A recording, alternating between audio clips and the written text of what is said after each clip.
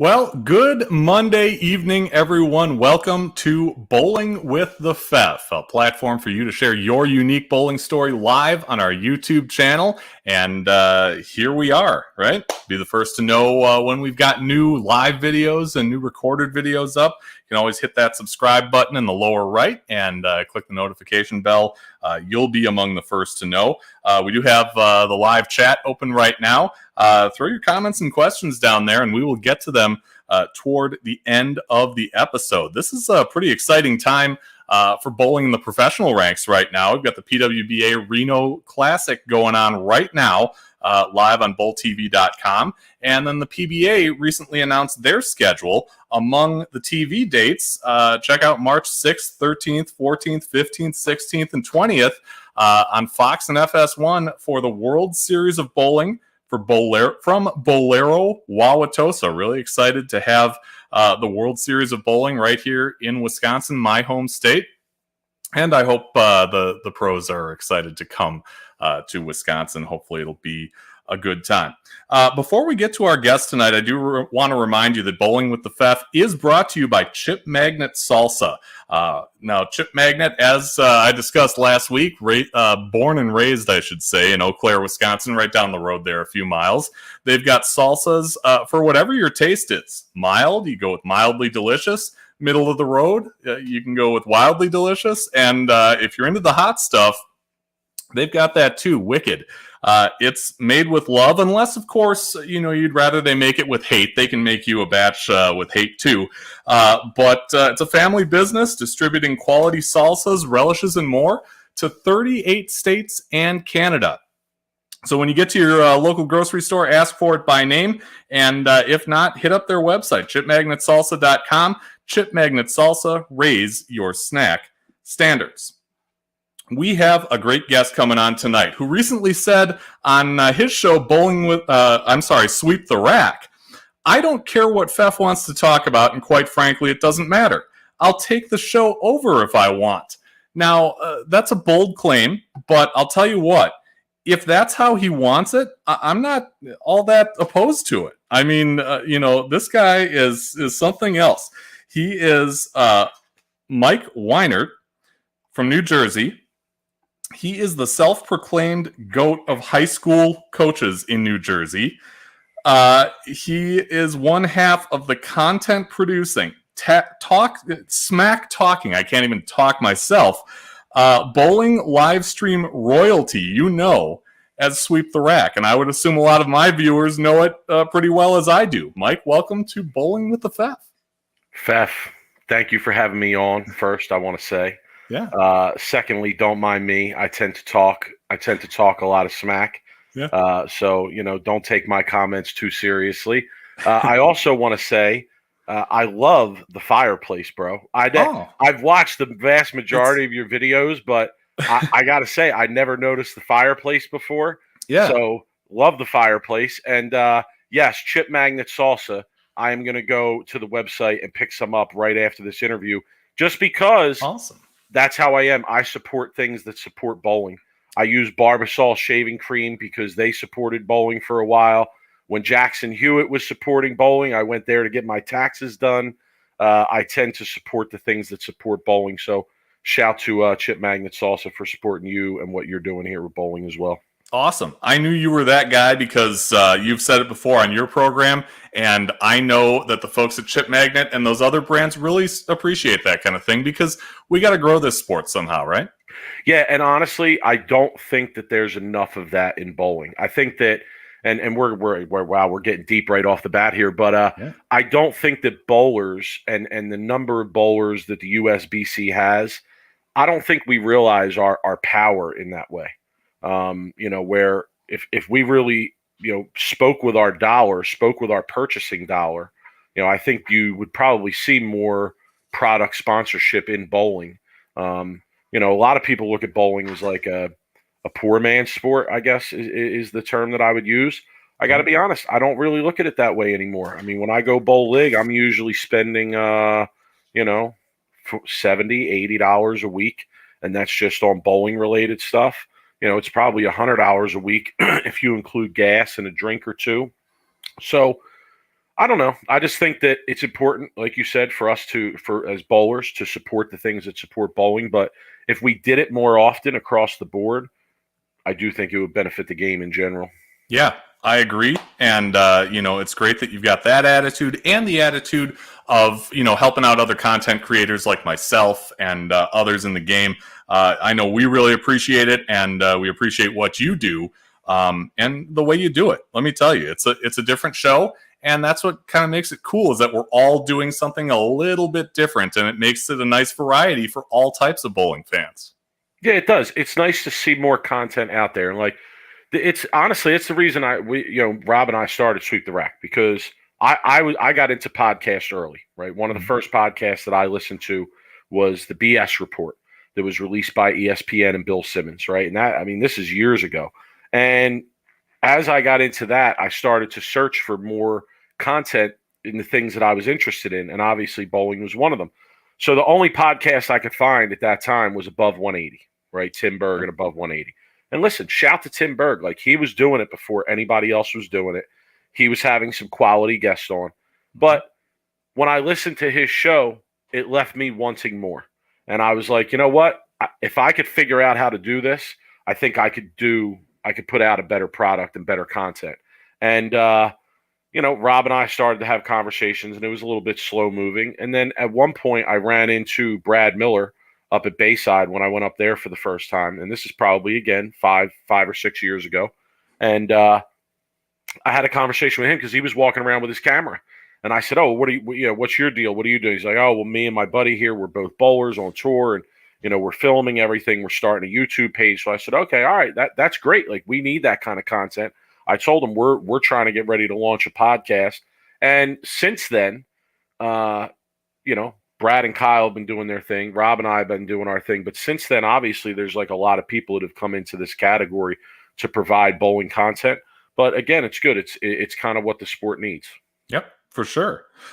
Okay, so I usually like to start these things out with some current events.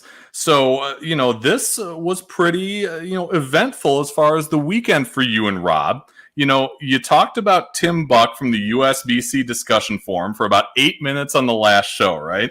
2 days later, you guys both posted on social that you had been blocked from the group.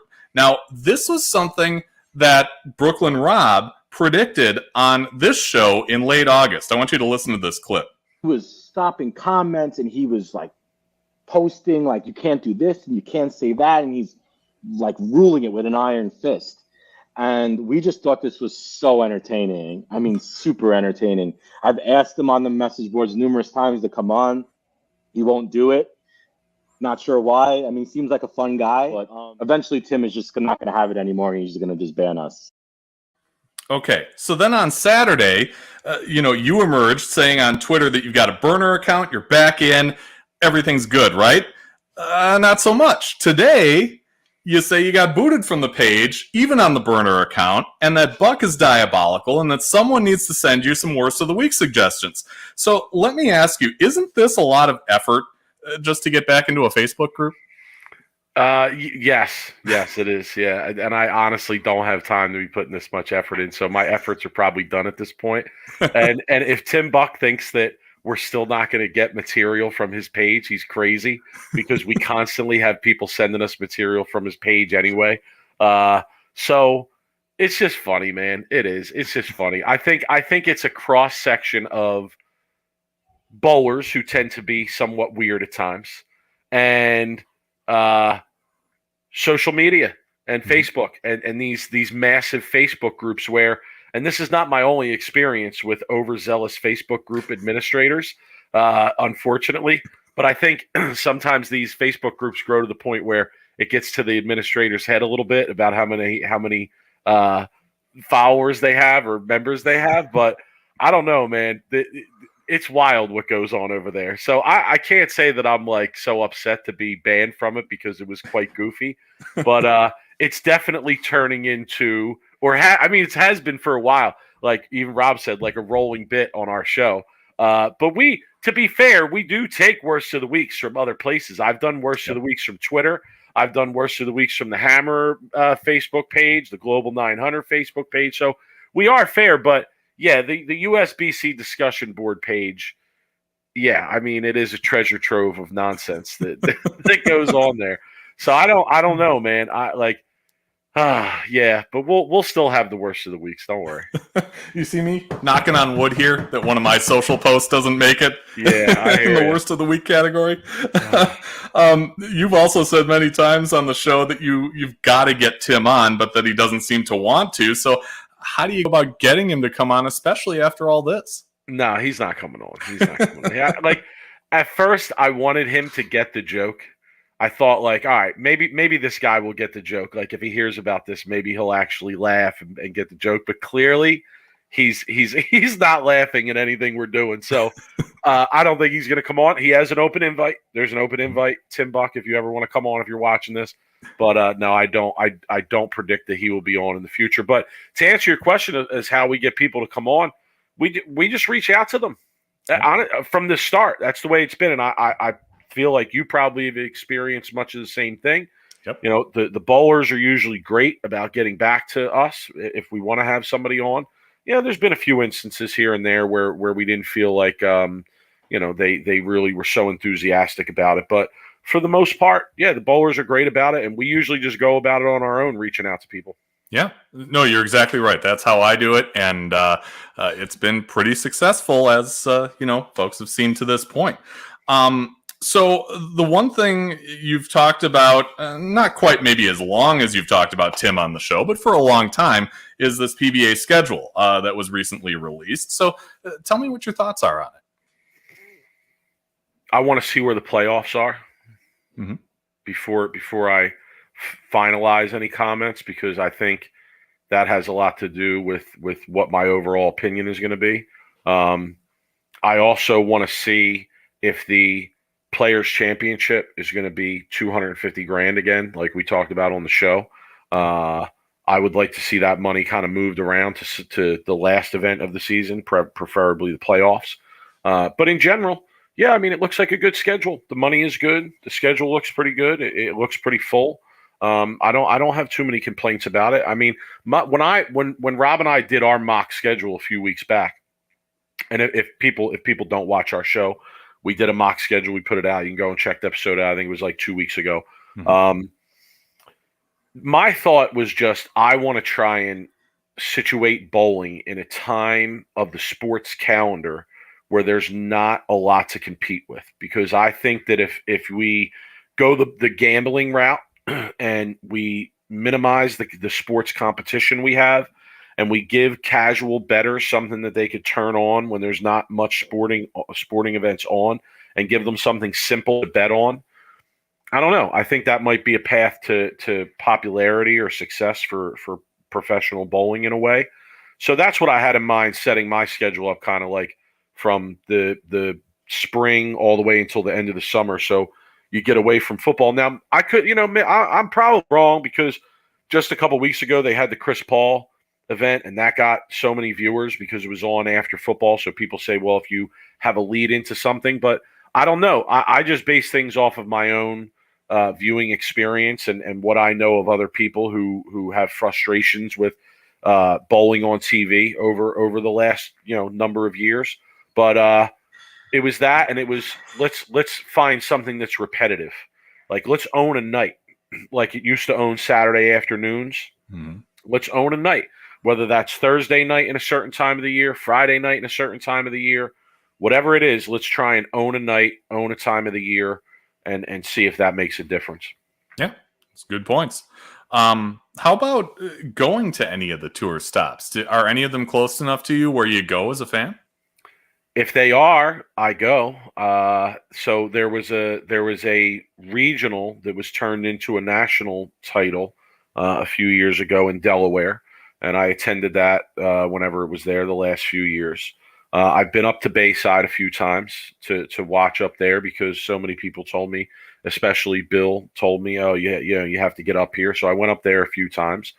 Tour used to come to Carolier every year. Now it's Bolero, North Brunswick, but a lot of people know it as Carolier. I only live about 15 minutes from there. So when the tour was there, yeah, I mean, even as a kid, the Johnny Petraglia Open was there. So for years we got to go to that. Then that ended, and they started to bring the U.S. Open to Carolier. And then it was the Masters for a little while. So there was a good run probably of about 15 years or so where you had quality bowling events going on at Carolier every single year almost. But these days, no, I'll be honest. I don't get to many events in person. It's got to be like a really planned out thing because I have 2 kids and I have a lot of responsibilities with work and things of this nature. But with that said, if my guy Bill O'Neill is bowling and there's serious money involved, like 6 figures or more, it's hard for me to stay away because I like to be in the building for those instances. So, the last time he made the playoff, he won the playoffs. They weren't having fans, so that was in Virginia. We definitely would have been there for that. The year before that, he lost in the finals at Bayside. We were there for that, so it was really cool to get to see him bowl for 6 figures, even though it didn't work out. But yeah, unfortunately, my in-person appearances, unless they're local, are probably somewhat limited these days. But I will say, if the PBA comes back to Carolier, I would love to do a tailgate. I would love to try and be involved in any way I can to help show that Bayside is not the only place that the PBA can produce a really hype for TV environment. And I'm not saying that Jersey, where I'm at, and I'm not a Jersey guy. Let me be clear. I'm a Philly guy, so I'm not a Jersey guy. But I'm not saying that Jersey would do it in the same way as Bayside. People around here aren't going to get dressed up in outfits and that kind of stuff. That's not their thing. But they will get hype, and they will, really be into the bowling competition of what's going on. So, hey, PBA, if you're listening, bring it out to Carolier, bring it out to North Brunswick, New Jersey. The people out here will support it for sure. Yeah, and mix in a stop in the Twin Cities of Minnesota while you're at it. You'll get me out there and maybe. Yeah, I'm jealous, Pfeff. I'm jealous because in the opening you said that the World Series of Bowling is coming to your home state. There, will you get a chance to go watch it? That's a good question. It's funny because I live in an area that's about an hour's drive from the Minnesota border. So to get to Wauwatosa, which is suburban Milwaukee, is, for me, I drive pretty slow, but, you're talking 3.5, 4 hours in the car. So it's a little different. Probably not, but if there's any way that I can sneak away and get down there. Well, if you go, I would suggest going for the days of the shows, obviously, right? Sure. Like those would be the days you want to go. You could probably make a weekend out of it or a 2-day trip because they tape the shows over a couple days, so that might be more worth it. But yeah, I kind of feel the same way, man. I totally understand where you're coming from there. Yeah. So, of course, kind of the nature of what we do is getting into your bowling story and where it all began and kind of going in chronological order from there. So tell me about how you first got into the sport of bowling. Well, hold on. Before we start this, I have to say I'm a little nervous because, Pfeff, you're the Nardwuar of bowling, all right? And if people don't know who Nardwuar is, pause this interview, open up another tab with YouTube, do a search for Nardwuar. All right, I think it's Naudwar. All right, the guy. It's a very atypical guy who interviews rappers, and he's always pulling out obscure things from their past to hit them with that they don't expect. So as I've watched your content, I've come to view you as the Nardwuar of the bowling podcast game. So I'm somewhat concerned about what this guy is going to pull out on me in the course of this interview here of my bowling history. So I'm just saying, people cut me a break. All right. So, all right. You asked me how I got into bowling, how I started. Really, I started because the local bowling center around me sent a flyer to my school just saying, sign up for a Saturday morning league. So I signed up for a Saturday morning league, and I played other sports. I was somewhat athletic as a kid. I played travel baseball. I played football. I played basketball. I played street hockey, which was hockey without skates, or it was like on foot. So I was somewhat of an athletic kid. Got into bowling, and kind of right away, like I just had a talent for it. I was better than a lot of the other kids that I was bowling against from my age that didn't. None of us had formal training at that time. We were all just doing it our own way. So it started out where a lady named Arlene Gable, shout to Arlene, very important person in my young life, and particularly in my bowling life. That's who ran the Saturday morning program at my local center. And again, Fef, this is something that bowling lacks nowadays, right? Where are the junior programs? Where are the influential people who got these programs together and had kids showing up? I mean, we had double shift, 9 a.m. and 12 p.m.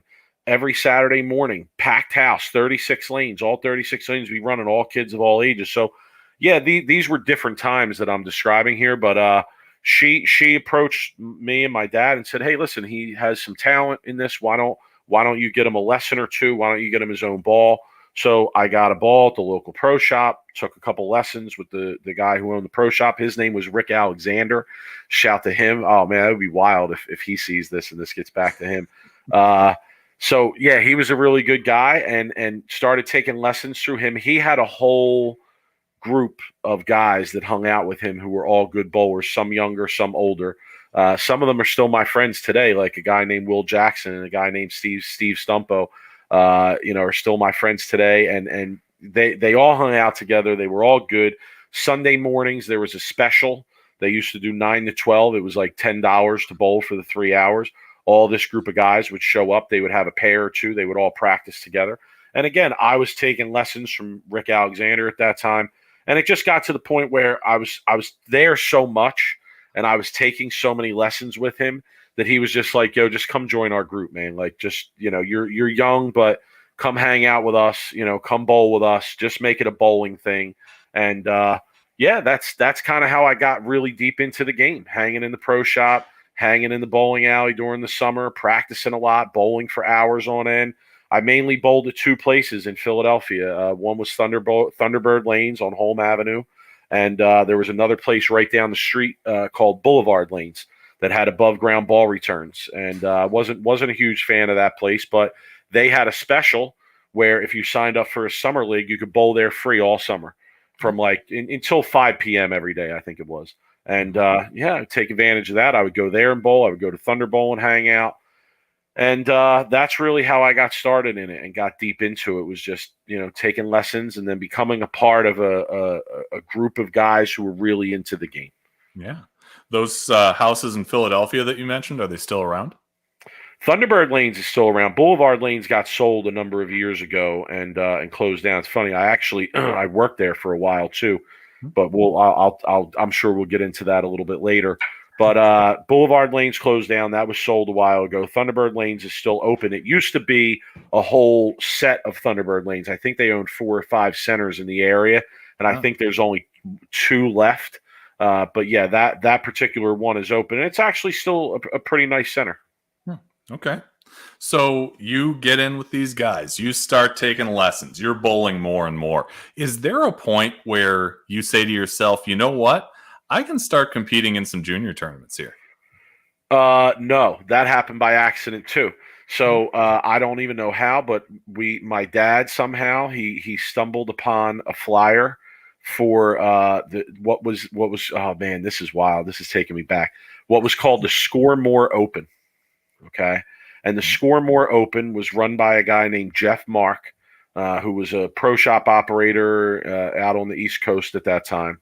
And it was a junior tournament that was basically run like a PBA tournament. And it was over 2 days. You bowled 16 games of qualifying, and then they cut to the top 24 games of round robin match play the next day, followed by a top 5 step ladder. And at the time, I mean, this was before Junior Gold, a few years before Junior Gold and all that.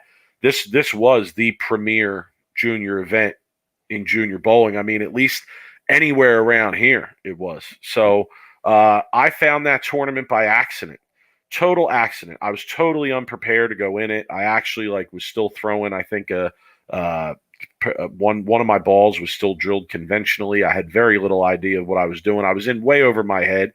But when I went to that event and saw how good some of these kids were, that really inspired me to go home and really start getting better. And at that event, my dad, honestly, he passed away a number of years ago, so shout to him. But he was the kind of guy that he would talk to anybody.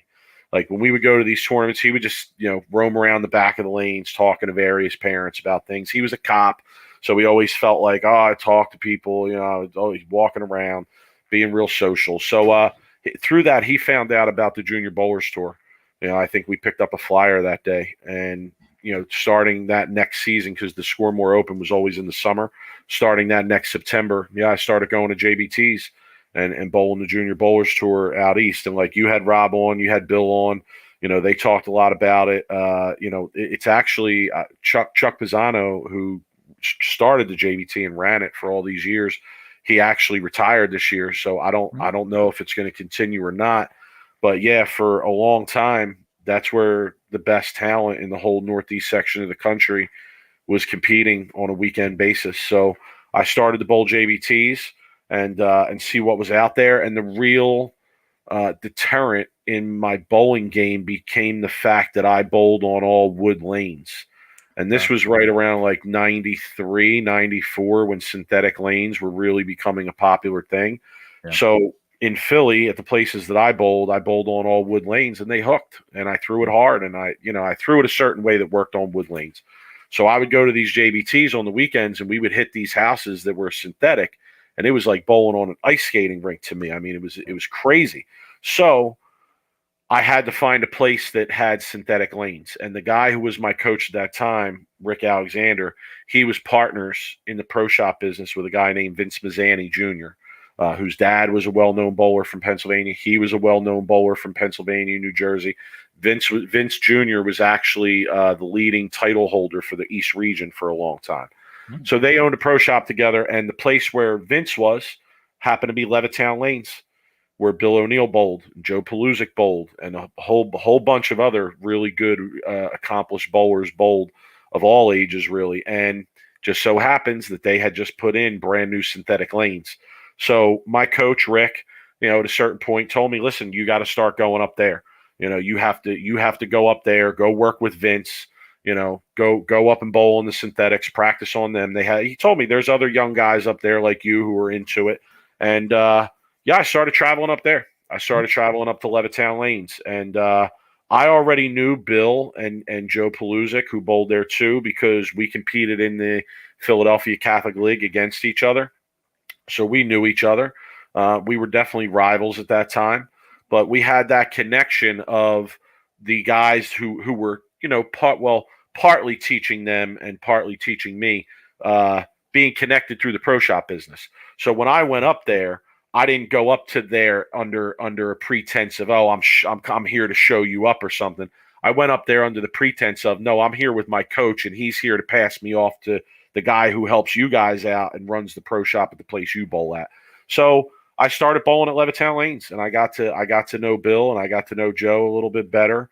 And there were other good young bowlers there as well, but I would say the three of us definitely stood out from the bunch.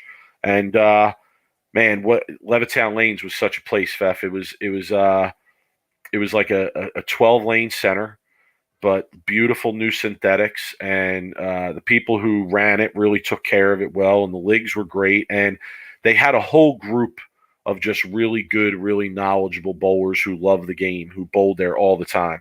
And a lot of times they'd be bowling league or they'd be bowling pot games or something of that nature. And Bill and Joe and I, we got to bowl next to these guys every day and get advice from them and, talk to them and get lessons from them about our game or mental game or whatever it may be. And some of the most important lessons in bowling that I learned were learned at Levittown Lanes during those times. So that was another huge jump for me, of like, okay, I'm taking it more seriously now. I'm kind of expanding what I'm doing. And became friends with Bill and Joe. And we started to then travel to more JBTs together, because once we linked up, our parents were willing to, God bless our parents. Our parents were all willing to split the driving and split all the responsibilities of what we were doing. So there used to be JBTs on Saturdays and Sundays. Saturdays were usually New Jersey or like maybe Connecticut or Delaware even. And then on Sundays, it would usually be in like the sticks of Pennsylvania somewhere. And Bill's mom would usually drive me and him and his brother on Saturdays. And then my dad would drive whoever wanted to go on Sundays. And for a year or two, we did that until I was one of the older ones in the group. I got my license. Then I would drive us to the tournaments. And then, it was great. That's how I got deeply into it. Yeah. at that time? Were you following the PBA? Were there any Oh yeah, any pros that really influenced what you were doing? Oh, absolutely. I mean, listen, PBA. It's from the time that I started bowling the junior leagues that I told you about. PBA was appointment television for me. I mean, that's what my Saturday afternoon consisted of. Like, it would be bowl league at 9 a.m., bowl league at 12 p.m., go to home or one of my buddies' houses and watch bowling. And that's what my Saturday consisted of up until 5 o'clock. So yeah, I mean, I was a fan of everyone, Fef. I'm a bowling historian to a degree. Like I got deep into bowling tapes, Piroozshad too. Piroozshad, I rolled around with Piroozshad for a long time. Him and I, we're as good as friends I am as with Bill. At one time, I was that good of friends with Joe. I don't keep in touch with him as much anymore, but yeah, we rolled around together for a while, and we were into old bowling tapes. We used to trade old bowling tapes with people and watch old bowling matches from TV, and through that, I just kind of developed a love for the history of the game and many of the players. So I just remember obscure things like C.K. Moore, the lefty, bowling 300 his first time on TV. Like, it's stuff like that's weirdly stuck with me, right? Or like Butch Soper throwing a track flare, and straight as an arrow. Like, weird things that stick with you. But I was a fan of all the bowlers. But like, in terms of who I tried to emulate, I'd say David Ozio was probably like the guy that I wanted to emulate the most. I mean, his game was so pretty and so smooth. I was a righty, but two lefties coached me, and I always also liked Mike Albee. If I could throw like Mike Albee, I'd throw like Mike Albee. He threw it great too.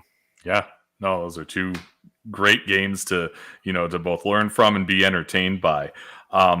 You mentioned, of course, anyone who watches Sweep the Rack knows that Bill O'Neill is your guy, and you met while you were competing.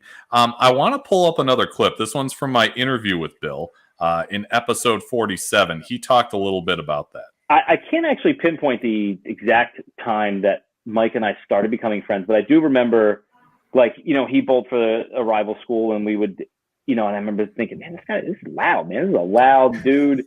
Just constantly running his mouth, like he's always trying to talk trash and start things. And I'm like, who's this guy? Who is this guy? What's he doing? And then I don't know. Just fast forward to time, we just became really good friends. But there's not like hardly any people in my life that I've known for that long that I'm still friends with. And it just no matter where I was or what I was doing, he always kept in touch. He always called. He always texted, no matter what. And that's the thing that my mom loved about him the most, is that he was just a friend. He was just a great friend. And I say a lot of nasty things about Mike, especially on Twitter or whatever. Like, we go back and forth, but he is generally one of my best friends. And I'm really glad that we're still friends 20 some odd years later.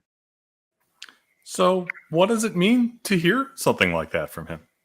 Yeah, it's truth, man. It's truth. I mean, it's good to hear. Obviously, like, it's nice to have good friends. And I'm the type of person that I don't have a ton of really close friends. I have a lot of friends, but I don't have a lot of friends that are like really, really close to me. And Bill is one of them. I consider him family almost. And his brother as well. I'm very tight with his brother.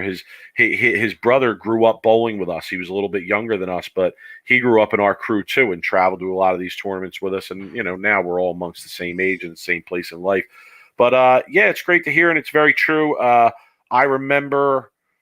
I mean, I tried to get Bill to come to the college that I went to, right? And I recruited him like crazy. I really wanted him to come to where I was at, and because I knew how good he was. But it didn't work out, and that was fine. Like, I wasn't one to hold grudges or say, "Oh, you didn't come to the school I wanted you to come to." I mean, this was a big decision for people, so I wanted him to make the decision that he thought was right for him, just like I did. So he went out to Saginaw Valley with Rob and Dave, and then we would we'd see each other at tournaments, and then AOL Instant Messenger had just come out at that time. So that's kind of how I'm really dating myself here, dating all of us, right? And that's how we would keep in touch, right? And we talk bowling, we talk school stuff, we would talk what was going on, and we really just always made an effort to keep in touch. And then what happened was the guys that we were friends with on our various teams, they started to get to know each other and develop some relationships there because of our relationship and our friendship. So Bill went to Michigan for a little while. I stayed out here on the East Coast in Jersey where I went to school. And then he came back from school. And, we kind of picked up our friendship right from where it left off. And, he kind of didn't know a lot of people in the area because he had been gone for a little while. And, I had been back for a year or so from school. And, we just started hanging around again and doing the bowling thing again. And, we've kind of continued that friendship since then. In terms of when we actually started to become friends, I would say it's back when I talked about when I first started going up to Levittown Lanes, because previous to that, he's right. We only competed against each other in our Philadelphia Catholic League. And he described me well, man. He knows me. I was loud and I was talking a lot of smack, and Bill was not like that at all. Bill was like as quiet as you could be, didn't say a word.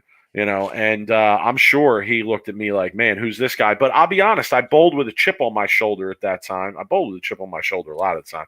But at that time, it was because one of the neighborhood schools that I could have gone to in Philadelphia was a really good bowling school. It was like a bowling powerhouse in the Philadelphia Catholic League. They'd won the championship numerous years in a row, and they bowled in the home house where I grew up, where I was most comfortable.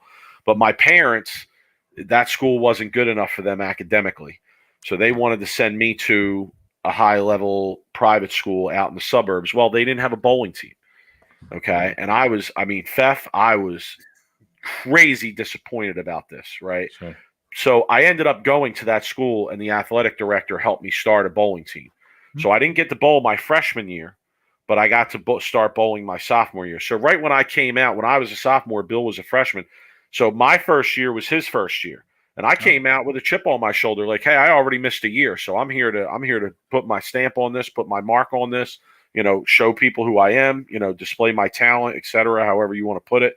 And I'm sure I came off as cocky. I mean, I text you for his interview and told you Bill's mom couldn't stand me before she knew me. Then when I started going up to Levittown and practicing with him a little bit and hanging out a little bit, she got to know me much better. And we came to have a really close relationship. Same could be said about Rob too.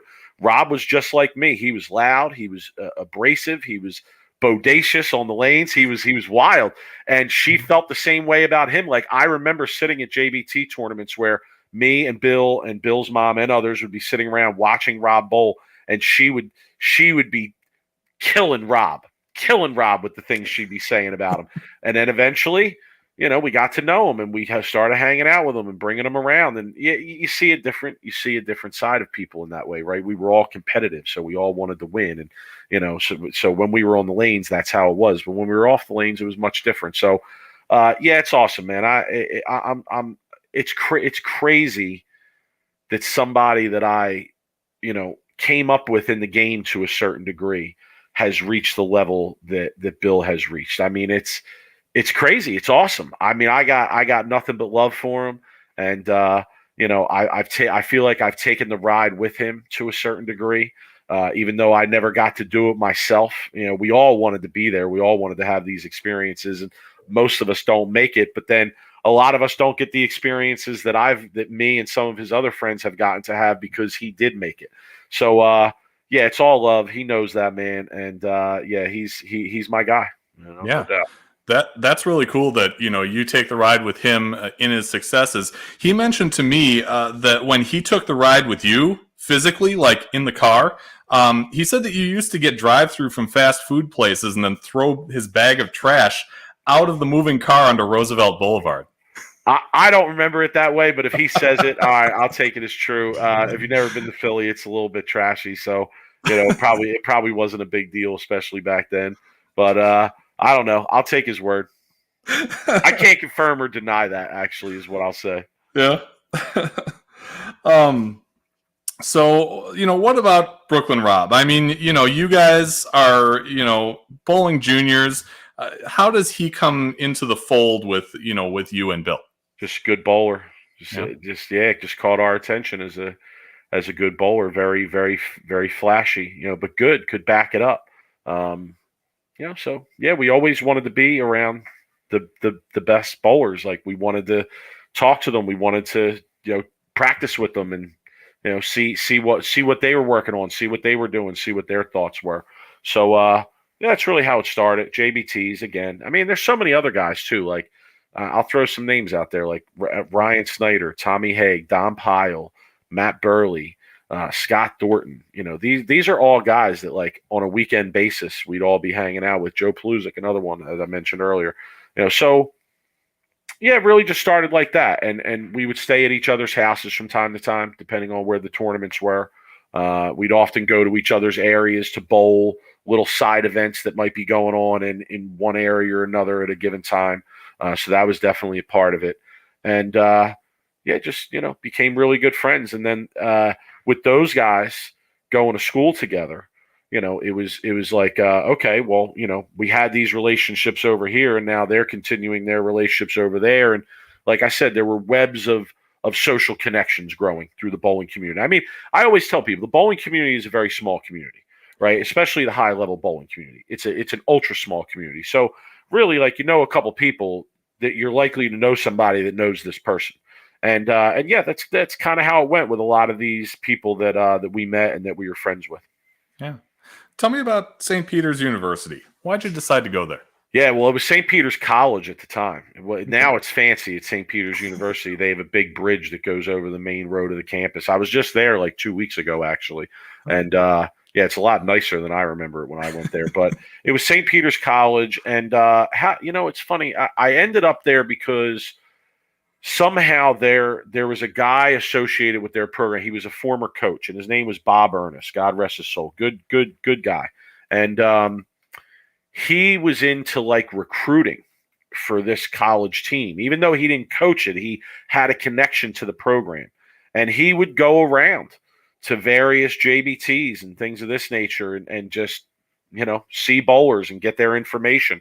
And he happened to see something on me, and he sent me a letter saying, hey, I help out with this program in North Jersey, St. Peter's College. We saw you bowl. We'd like you to come up and visit the campus. And so I went up and I visited the campus, and it was very urban.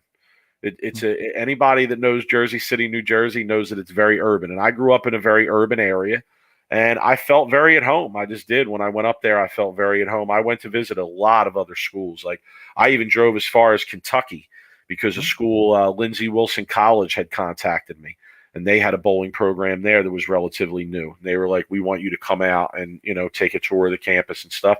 And listen, I was open to hearing from anybody that had a bowling program and it was a decent school and the academics were okay. I was open to it. Now, I did apply to a lot of other schools that didn't have bowling programs, but in my mind, it was like, no, I'm going to a school that has a bowling program.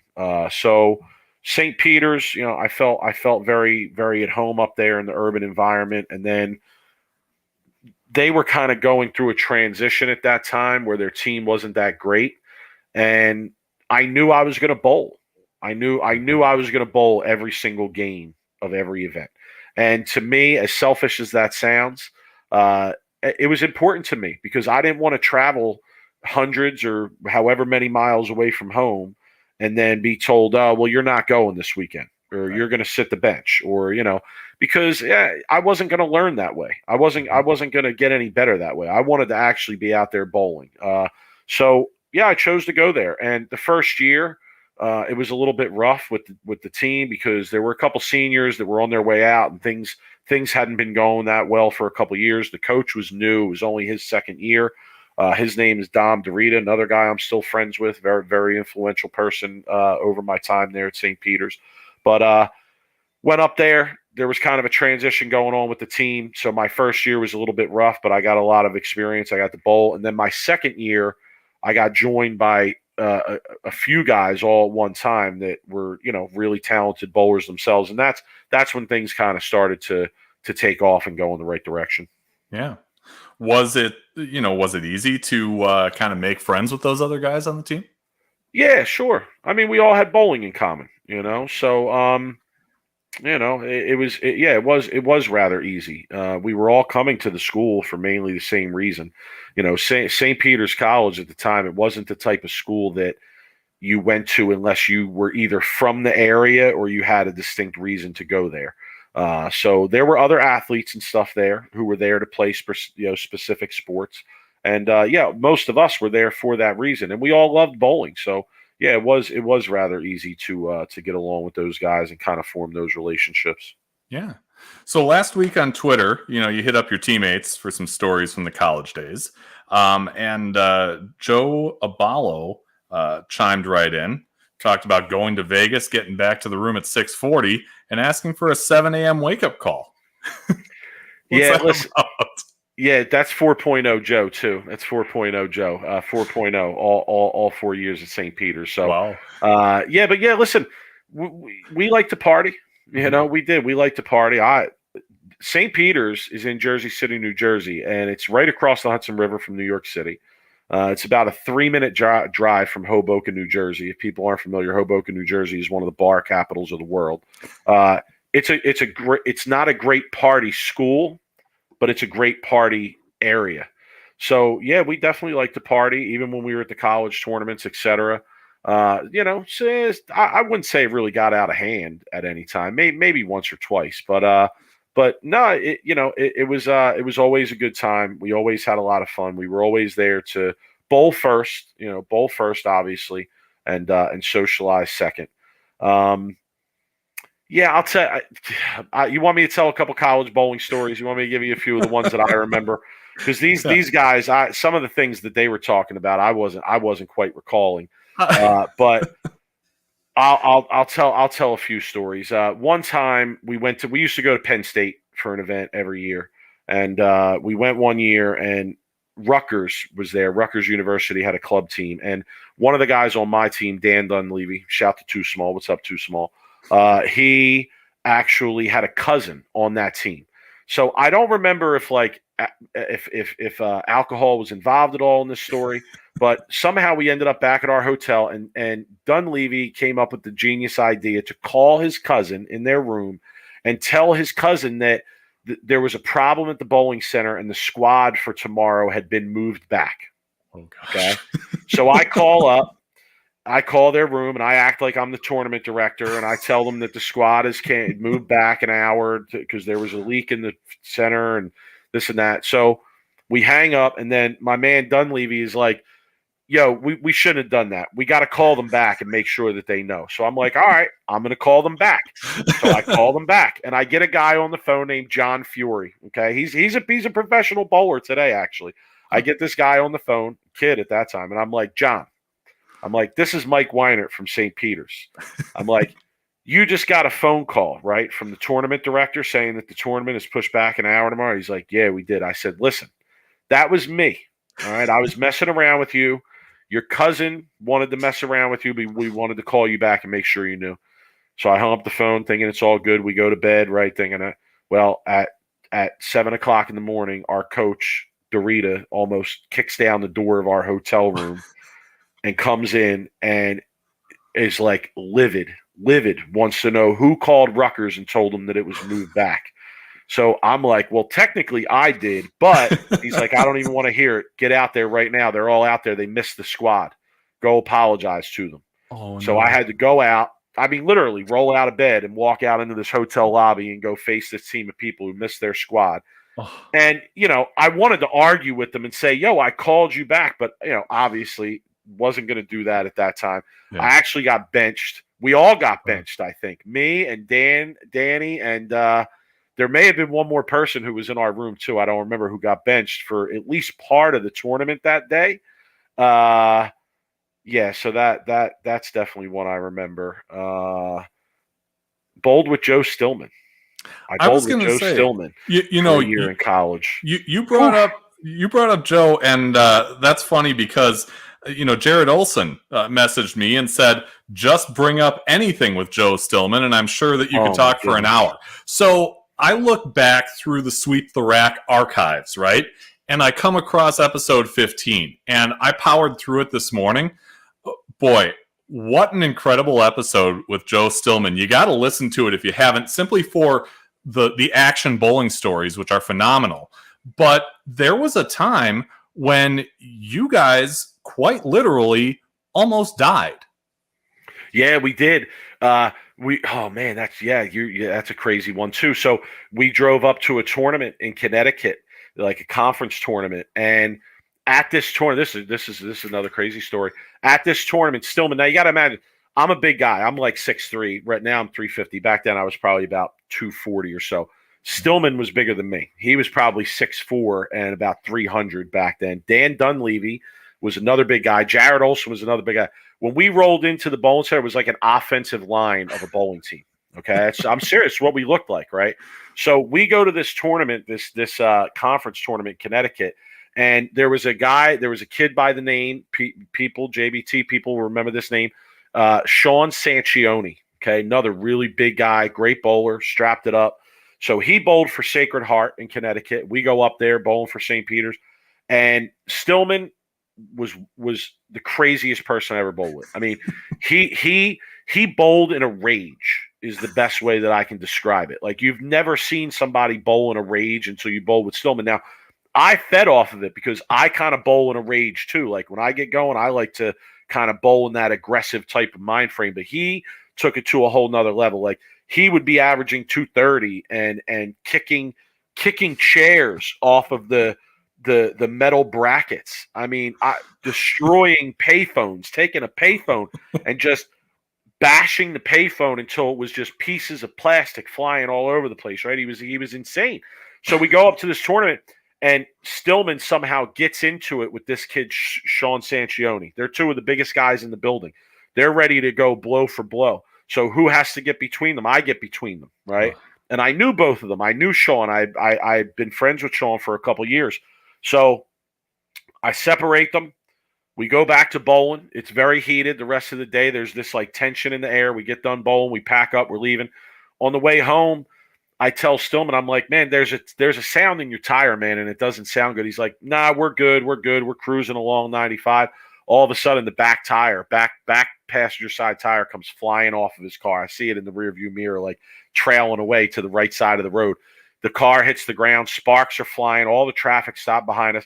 We slid into a guardrail, like popped up, and then landed back on the road. So we got out. We pushed the car to the side of the road. We ended up walking down an exit ramp to a hotel. And I didn't know who to call. I mean, all of our teammates were already like well on their way home because it took us quite a while to get things situated before we could walk down the exit ramp to figure out what we were going to do. So I had Sean Sanchioni's number. It was one of the only numbers I had of people up there. So I had no choice but to call this guy who had almost come to blows with Stillman a few hours earlier and tell him, yo, Sean, listen, it's Mike Weinert from St. Peter's. Here's what happened. I need you to come pick us up at this hotel off of the exit ramp, and we got to stay the night at your school because we don't have a ride back till tomorrow morning. And you know what? God bless the kid. Him and another dude, Steve Evans, another name that people know, showed up, picked us up, and brought us back to their school. We partied all night. I may or may not have thrown up down somebody's apartment steps at one point. We had an excellent time. It was me, Stillman, and Jimmy Bensavenga, and I'll never forget that weekend. But yeah, another crazy story. But bowling, Stillman came that second year that I was at St. Peter's with Dan Dunleavy, with Joe Aballo. Jared Olson was already there with me when I came there. So yeah, it was interesting. It was interesting bowling with Stillman. Unfortunately, it didn't work out. He didn't take the school thing all that seriously, I guess, and didn't last very long in the school thing. But as far as the bowling went, man, yeah, quite a tremendous talent if you ever got to see him bowl. I mean, it was like power personified, previous to the two-handed revolution, obviously, and bowling in a rage for sure. Yeah, and I'll say it again. Episode 15 of Sweep the Rack is an incredible listen to hear. It's a good one. Stories. I had somebody come up to me at Lig last week and tell me, yo, I wasn't aware that you did this podcast, but I just started listening. And he's like, and I listened to the Stillman episode. He's like, yo, I never heard that 710 story. And I was like, well, now you know. I mean, there's some good ones on there.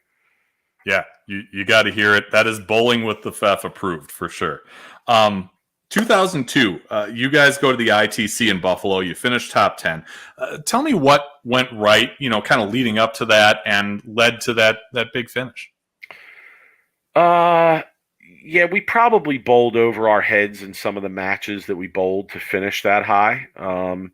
Because I think a lot of the guys on my team that year kind of knew that things were going to change after that year because I was graduating, our coach was on the verge of leaving, so they were probably going to be looking at a new coach taking over the program. So it was kind of like a last hurrah, if you will. But yeah, I have great memories of that tournament. So we bowled Moorhead State in one of the matches, and it was an elimination match, and we were basically on the verge of being eliminated. The match was, I believe, it was a best of 7, and it was 3-2, and their anchor got up and needed a double and count to win the match, and he got the double, and then the last shot he leaked it right and fast, and he got 5. And we ended up winning that game by a couple pins. And my dad was in the crowd, and my dad was nuts. He was one of those people that would just say whatever was on his mind. And we erupted because obviously we had new life. We thought our tournament was over. Now we had new life. We were going to go bowl Game 7. So we erupted, and my dad started shouting, "Oh, this is over! Get the body bags out! Get the body bags out! This is over!" So we went to a Game 7 against Moorhead State, and we won that Game 7. And legendarily, that became known as the body bag match in the circles that I run in the bowling community. I also remember about that match that the anchor, I don't remember the kid's name, but the anchor from Moorhead State had contacts in that like made his eyes look like crazy or something. They were some sort of designed contacts. And I went up in the first frame of the match, and I struck, and he was standing at the settee on the way back, and I looked at him and I said, "Son, I don't need no contacts to make my eyes look crazy. Let's go." So yeah, I mean that's the type of team we were. We were super aggressive. We were loud. We were into it. We were East Coast action bowlers on a college bowling team. In fact, there was one tournament where we got into an action match in the tournament where we got into it with the other team. We started pulling out money, saying, "Listen, what do you want to bowl for? Let's bowl for 500." And this college match turned into an action match. Listen, I'm not going to lie. Sometimes our hypeness, I will say, it maybe got the best of us. Like I can think of a few situations. There was an incident in the Brunswick Southern Classic where I'm not even going to say who the team was, but there was a team who fouled. And the guy fouled on the opposite lane he was bowling on. And the foul light went off, and the guy cheated. He said he didn't foul, and we all saw him clearly foul. And we pointed it out and told the other team, no, he fouled. We saw that he fouled. And the guy was adamant that he did not foul. Well, we ended up bowling that team later in the tournament for it might have been one of the top 4 places at that time. And yeah, man, things got super, super heated. Super heated to where I ended up telling all the people from this team, the guys from this team, yeah, you can line up outside and I'll fight you one after another if you want. But yeah, I mean that's how heated it got. We actually got sanctioned by college bowling after that event, and we were like put on probation for a little while because things got a little too heated. But listen, that was competition. It happens, right? It happens in other collegiate sports where things, kind of boil over a little bit. And, I know it's bowling, but at the same time, those attitudes can go that way. And as I said, we were East Coast action bowlers on a college bowling team. Like on Fridays and Saturday nights, we were bowling action if we weren't bowling a college event. So we were used to that kind of environment. I mean, I used to go to a place called New Bowlright in Union City where legendary people bowl. Tim Mack is from there, right? Bob Perry, one of the most legendary action players of all time is from there. I used to go there on Friday nights and bowl for 500-600 a game, with hip hop bumping in the background, Hot 97 on a Friday night in New York City. So we were used to that kind of. It was nothing to us. We loved that environment. We thrived in that environment. So we often tried to create it. And yeah, sometimes it boiled over and it didn't exactly go the way that we would have wished it would have went. But we did have a good team.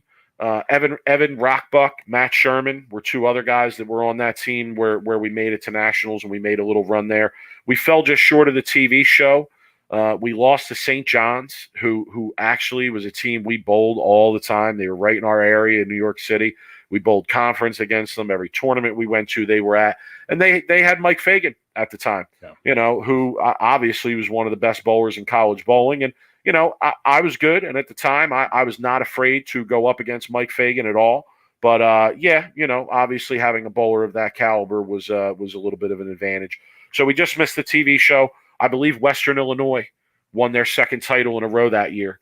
Derek Sapp and company, Shane Kefauver, I think he as a matter of fact, rest in peace. I think he passed away a few years back.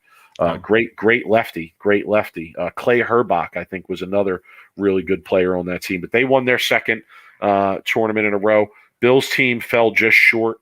Lost to them in the semifinal. So, after I was out, I was rooting for Bill. His parents were there. My parents were there. Good memories of those events, man, for sure. It was a great way, making nationals and bowling that event was a great way to wrap up my college bowling career. Yeah. So what'd you do in bowling after college is over? I quit. Oh. Yeah, no. I mean, honestly, though, I bowled some amateur stuff here and there for like maybe a year and a half. And I got a job right out of college, Fef. I mean, so 2002, well, I should say this. 2002 was nationals. That was my last year of bowling in college. I stayed in school an extra year because I had changed my major and I stayed in school an extra year. I had some classes to finish up. I had to do my student teaching as part of trying to get my teaching certification. So I stayed in school that extra year. I bowled some amateur stuff around the area that year, bowled a lot of action that year. But then the second half of that year, I had to student teach. So I was really working. Like I was getting up every day, going to work Monday through Friday from like January all the way through May.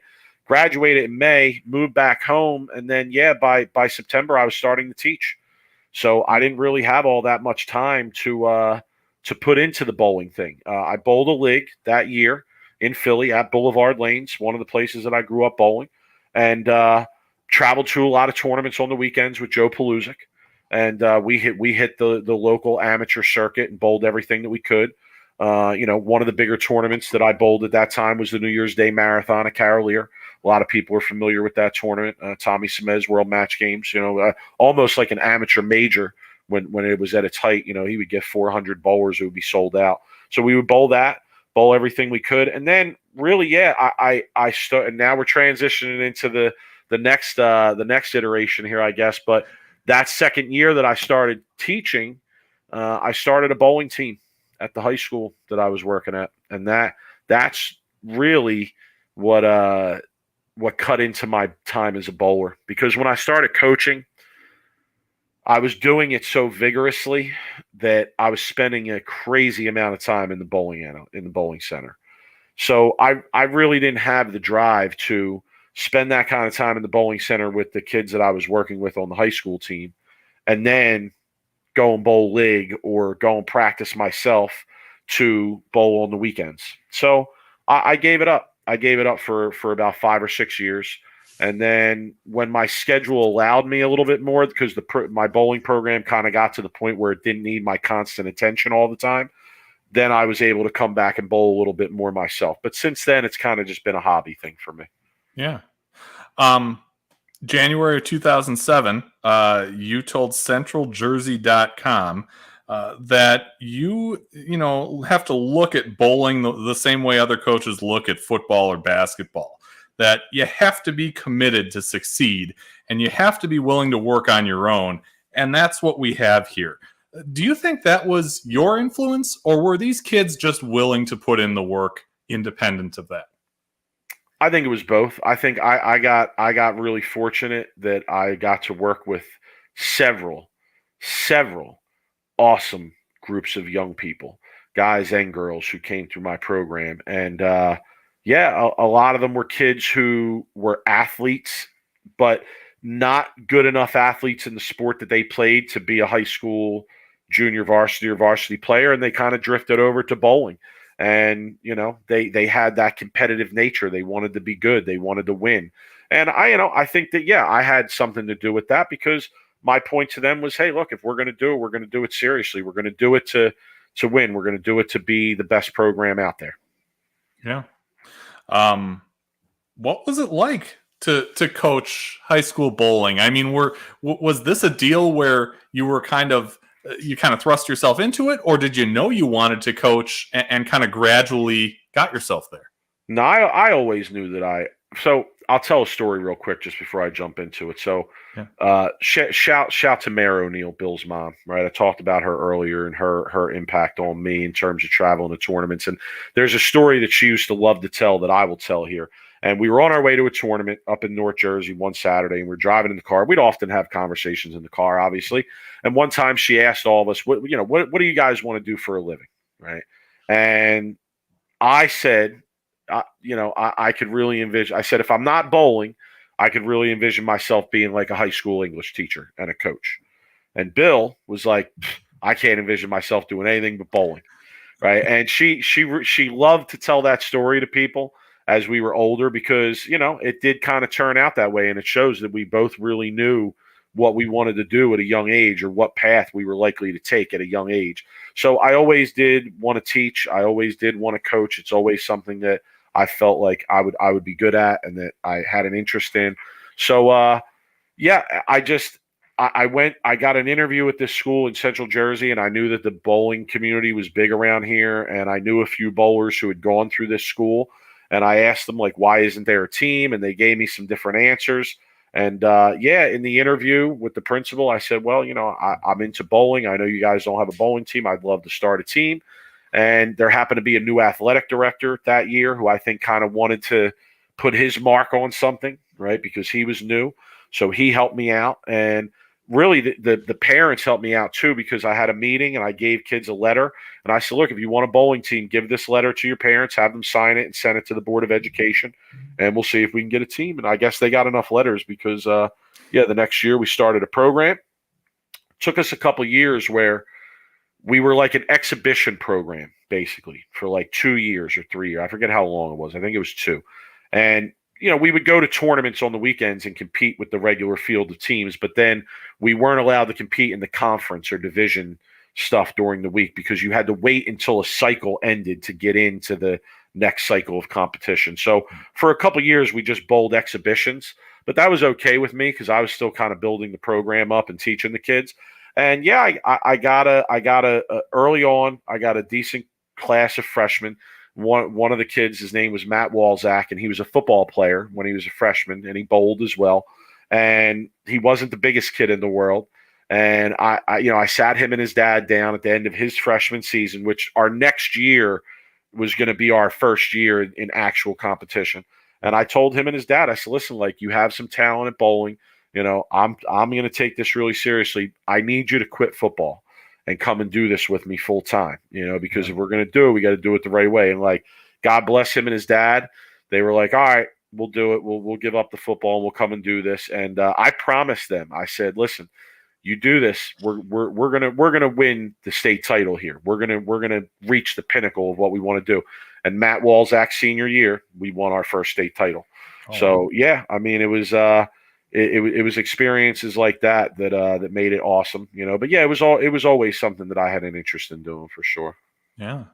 So how do you go from starting a program really from scratch, like you described, to winning state titles and eventually becoming the GOAT of high school bowling coaches in New Jersey? I'm glad you said it right. Some people think I step out of my bounds and go too far. I'm only talking about New Jersey here, folks. No, I kid. But no, listen, a lot of hard work, honestly. So, like, when we started out, I mean, I was doing things other high school bowling coaches weren't doing, so much so that people thought I was cheating. Like, one of the things that happened early on with our program was that I read the rules of the New Jersey High School Sports Association, and basically the rules said that once the last state championship was done, you could practice whenever you wanted until a certain date in August. So I told the kids in my program, listen, as soon as this date hits, we're practicing once or twice during the week. Here's the times, here's the dates, here's the bowling center. And we would show up, and I would have 30, 35 kids there practicing 2 days a week during the summer. And other kids from other programs saw us doing this, and they went back to their coaches. And they were like, hey, this team from Sayreville is practicing. You want to know what their coaches told some of these kids? Oh, that's illegal. They shouldn't be doing that. And actually, one of the parents of one of these kids who saw turned me in and reported me to the NJSIA. And it got to the point where the NJSIAA had to put out a statement amongst the bowling coaches saying, no, to interpret the rules correctly, you are allowed to practice during the summer. So, that was an early experience I had that showed me, all right, well, clearly, I don't know what's going on over there, and I'm not going to speak to what's going on over there, what those people's motivations are in telling people the things they were telling them. But clearly, I'm doing things a different way, right? Another example was just the way we dressed. When I showed up into this league around, the local high school league around here, jeans, shorts was the common mode of dress. No, we showed up black slacks, bowling shirt tucked in, belt, the whole deal. We're taking it as seriously as we can. Again, not doing it the way other people were doing it, but doing it the way that I felt it should be done. And honestly, Fef, it was a gift and a curse, because it was great because I was successful at it and doing it the way that I was doing it, but it was a curse because a lot of people couldn't stand me because the things that I was doing were highlighting the things that they weren't doing.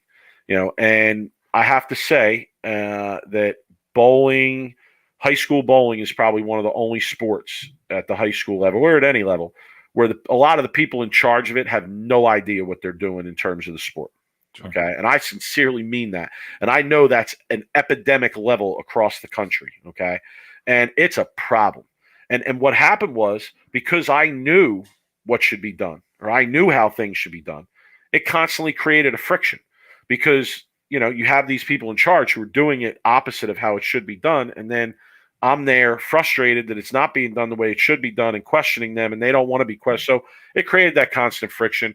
A lot of people didn't like me. I was one of those coaches where if you were part of my program, you would fight to the death for me. But if you weren't part of my program, you probably wanted to see me fired and see me gone. So, but that's just, I'm that kind of person. I'm a very polarizing personality at times. Like, people either like me or they hate me, and that's okay with me. I'm used to it. I don't really, people's opinions to me on the outside don't really matter all that much. So I felt that way as a coach, but a lot of hard work, man. A lot of hard work went into building the program. I got so lucky working with so many good and dedicated groups of kids. And then we got really good, and we won our first state title. It was kind of unexpected. So in our area, there was a school district, Woodbridge, all right, Woodbridge, New Jersey.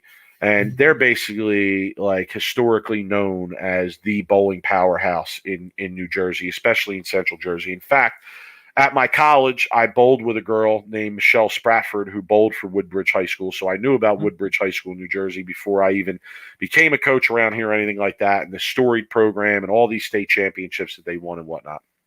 So when I started coaching around here, they were the big dog on the block. And the first year that we got to compete in the league, we made it to the semifinals of the league conference tournament. It was like matches, one-on-one teams. You move through a bracket. So we make it to the semifinals, and if we win, we're going to get to bowl Woodbridge for the first time, right? Mm-hmm. Well, we lost. We got beat by a more experienced, older team, and I show up the next day to watch the final match between Woodbridge and this team. And this other team, they just totally laid down. They just totally, as intense as they were as against us, they showed zero intensity against Woodbridge, because they went into it like, oh, these guys are too good, we can't win, right? So I told my team, listen, next year, book it. We're bowling these guys next year. It's going to be us and them. And that's the way it worked out. We beat it to another good team to get the chance to bowl Woodbridge the following year. And this is the kind of coach I was. When we got on the bus, I had a letter for all the guys on the team. And the letter was from Bill O'Neill, none other than Rookie of the Year, recent Rookie of the Year, Bill O'Neill. And it talked about a tournament that Bill bowled called the Lehigh Valley Classic, where Bill was a rather unknown junior bowler at this time. He wasn't like a big name in junior bowling yet. We all knew he was growing and getting better, but he wasn't a big name yet. And he went to this tournament called the Lehigh Valley Classic. It was a really prestigious event in Allentown, Pennsylvania, and he bowled a kid named David Eisenberg. Okay, in the finals of this tournament, and David Eisenberg at the time was like one of the best college bowlers in the country. Bowled for St. John's. They had just finished second in the national championship the year before, I believe, and Bill beat him. Okay, and word went around the bowling community that this kid Bill O'Neill has arrived. Like, he beat Dave Eisenberg. Okay, even we felt that way. Like, Bill, you beat Dave Eisenberg. Like, you've arrived, dog. Like, this is crazy. So Bill told the guys on my team that story in this letter, and told them, everybody has a win that they think they can't do it, but once you do it, you're over that hump. And now it gets easier. And he said, you guys are bowling this team tomorrow, and you go out there and have that mentality. So I told all the guys on my team, I said, I want you to go home tonight, and I want you to spend 10 minutes or so visualizing what it's going to be like when we win this match tomorrow. Okay, I want you to visualize it. So they came in the next day after school. We're gathering up before we leave for the match. And I went around the room and I said, tell me your visualization. And each guy told me, here's what I visualized. Here's what I visualized. And then I said, well, I had my own visualization. And I visualized that I had a T-shirt on under my polo. And when we won, I tore the polo off. And the T-shirt had on it, Sayreville Bowling. All we serve is ice water and humble pie. And they all got this, because our slogan on our team was ice water. You had to be ready for these pressure moments, right? And humble pie was about, no, these guys thought they couldn't be beat, and we're going to serve them some humble pie. Well, we went in, and I showed the guys on my team. I actually took a T-shirt that morning, and I wrote it out on the T-shirt, and I showed them. I said, guys, when we win the match today, we're gonna sell. I'm breaking this out, and we did. We won the match. We beat them. It came down to the last shot, and my guys showed ice water and got it done. We beat them that day. We went on to win the state championship that year. The next year we won. We became the only team in New Jersey high school history in that format to win back-to-back. We still are. We're one of only 2 teams ever to win it back-to-back. And then from there, I won 2 more overall state championships, a few like group state championships. I'll explain in a minute how Jersey does it. But yeah, we won, and that match against Woodbridge High School was really like the match where we stuck our flag in the ground and said, no, Sayreville Bowling is the new big dog on the block around here and in the state of New Jersey. And yeah, we had like a 12-year, 13-year run where we really didn't relinquish that at all very much. I mean, maybe 1 or 2 years here and there where we were rebuilding, and maybe they got the best of us or another local team got the best of us. But for the most part, yeah, we pretty much ruled the block for a long time there. Yeah. When did you give it up? When? Yeah. I believe 2016, 15, 16, I think was my last year. Okay. Yeah. Yeah. Okay. Oh man, this is a complicated story. So, it was a lot of things, man, honestly. So I was having my second child. My wife was pregnant with my second child, and we don't have any family that lives around us because we live in Jersey. All of our family is down in Philly. So with that happening, it was really going to be a lot to ask my wife to do everything for 2 kids and the household for about 5 months a year while I'm out bowling. The money that I was getting paid was good, but for the hours I was putting in, it wasn't all that great. But really, it came down to 2 major things, Fef. I'll be honest. I'm not going to lie to you or your viewers here tonight. I'm gonna tell you, keep it 100 and give you guys the truth. So, the first thing was that year, the final year that I coached, I was really tight with the group of seniors that I had that year. It was a group of kids: Mark Kaczynski, Lucas Leandro, Mike Campo, Zach Waranowitz. I'm probably forgetting, Tyler Santiago. I'm probably forgetting maybe 1 or 2 names, but really great group of kids. All 4 years they'd been with me. I brought these kids up. They were at the point where they were really talented. And I was also tight with the parents of these kids, because in order to bowl for me, I was tough to bowl for. So if your kid was bowling for me, as a parent, you had to believe that I was doing the right thing, and that in the end, I had your kid's best interest in mind. So there was one parent in particular. His name was Vinny Campo. His son was Mike Campo, had bowled with me from the beginning. And this parent was he was like one of the best parents I ever worked with. And the reason I say is because he supported the team even when his kid didn't bowl. And that always meant the most to me, because a lot of parents, they only care about it when their kid's in it. And they only want to know what's in it for their kid. And when you can only bowl 5 guys at a time or 6 guys at a time, there's not that much playing time there. So there's going to be a lot of times where your kid isn't going to be bowling, right? And especially on my program, you were likely to not bowl until you were a junior or a senior, right? Because we were really talented and we were always loaded. So this parent was the type of parent who showed up from day one, supported everything we did, everything I did from day one, never complained about playing time, this, that, the other thing.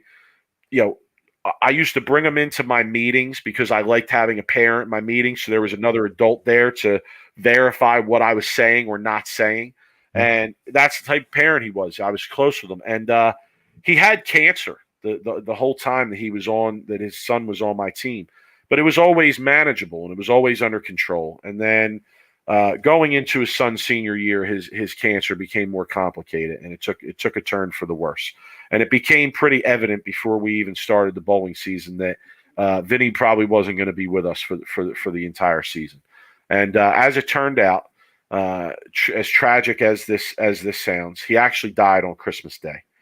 So I had my player, Mike Campo, call me up, and I didn't have my player's phone numbers in my phone. My phone rang on Christmas morning. It was a number I didn't have on my phone, and then I didn't answer it, and then it rang again. It was the same number, and I was like, something's wrong here, and I picked it up, and it was him. And he called me to tell me, "Hey, Coach, my dad passed away this morning." And I had some words with him, and then over Christmas break, our team got together and we went to the funeral for Vinny, and we supported Michael. And tried to be there for him as best we could. And we went through the rest of the season, and we dedicated the season to Vinny. Right, that's what the season became about. And it was definitely a season of ups and downs because we weren't always bowling our best, and there were other issues that were going on within the team. And basically, it got down to the point where we made the state finals. Okay, we get to the state finals. It's like the biggest stage in New Jersey high school bowling. We're one of a few teams that are left. And in New Jersey high school bowling, the way they do things is you go to a sectional, and if you're in the top, they break it down by school size. So there's 4 groups. There's group 1, 2, 3, 4, right? And 1 is the smallest, 4 is the largest.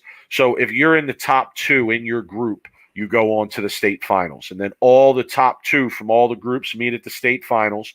The winner of each group at the state finals is the Group X state champion.